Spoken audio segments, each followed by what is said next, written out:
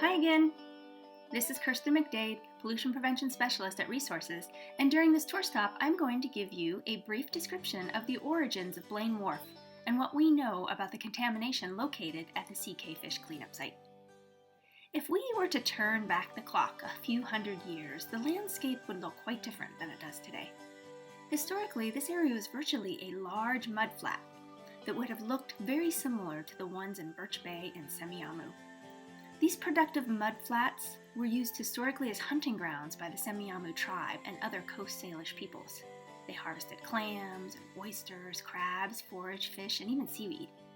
And in the deeper waters, they would reef net for salmon. In the 1850s, the Great Fraser River Gold Rush brought Europeans to the area, and the landscape began to change and morph into what we see today.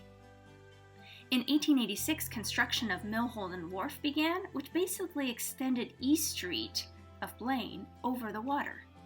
In essence, this was the very beginnings of Blaine Wharf. Canneries, oyster farms, and lumber mills dominated this area in the early 1900s. In the 1930s, a small boat marina was built, and this is one of the several dredge and fill events, meaning the mudflats were dredged to make deeper water for boats, and the resulting dredge spoils were used to build land.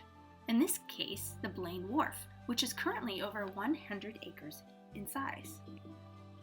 There's now a large city park, trails, several marine-related industries and businesses, a public fishing dock, a boating center, and over 600 boat slips.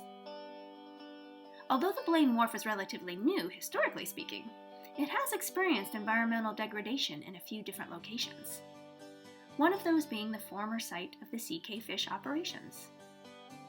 A prominent oil sheen has been witnessed on several occasions, coming from under the pier. Initial investigations have revealed that this sheen is petroleum, and that it may be coming from an old hydraulic press that was used to make fish oils that was excavated from the site, and potentially from underground storage tanks that were used to store petroleum products.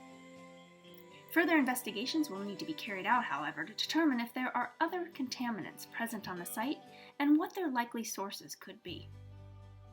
Thanks for visiting this tour stop, and stay tuned for the next one, where Eleanor will discuss the formal process that it used to clean up toxic sites in Washington State.